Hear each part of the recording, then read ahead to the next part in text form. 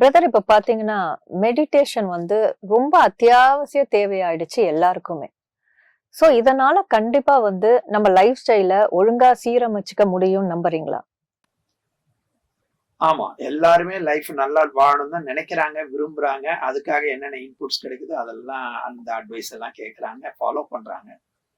But இருந்தா கூட லைஃபை யதார்த்தமாக புரிந்து கொள்ளக்கூடிய விஷயம் இருக்கும் பொழுது, நாம எடுக்கிற முடிவுகள், நாம பிரச்சனைகளை புரிந்து கொள்ளக்கூடிய விதம், அதெல்லாம் வந்து டிஃப்ரெண்டா வருது.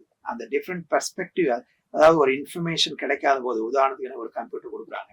ஆனா அதை எப்படி ஆப்ரேட் பண்றதுன்னு தெரியாத பொழுது எனக்கு அதை பற்றிய பயம், அது சரியா எவ்வளவு மேக்சிமம் அவுட்புட் அதுல இருந்து எடுக்க முடியாது, இதெல்லாம் இருக்கு.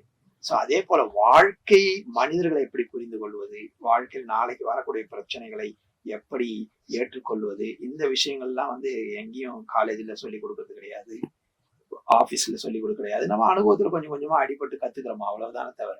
பட் இந்த இடத்துல ஒரு கிளியர் புரிதல் இருந்து அதை வைத்துக்கொண்டு வாழ்க்கையோட பிரச்சனைகளை ஹேண்டில் பண்ணும் பொழுது சீக்கிரமாக அந்த முடிவுகளை எடுக்க முடிகிறது. எடுக்கிற முடிவுகளும் நாம் எதிர்பார்த்த ரிசல்ட் கிடைக்குதுன்னும் பொழுது ஏன் இதை கூட வைத்து கொண்டு வாழக்கூடாதுன்றதுனால அந்த மெடிடேஷன்ன்றது ஒரு ஸ்பிரிச்சுவல் லைஃப் ஸ்டைல்ல வாழ்கிறோம்.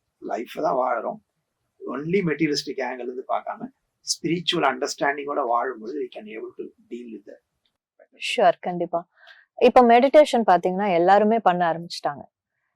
எதனால அது பண்றாங்க? ஆக்சுவலி பாத்தீங்கன்னா கோவத்தை தடுக்கிறதுக்காக நிறைய பேர் வந்து மெடிடேஷன் போறேன்னு சொல்றாங்க. உண்மையாவே மெடிடேஷன் பண்றதுனால கோவம் குறையுமா?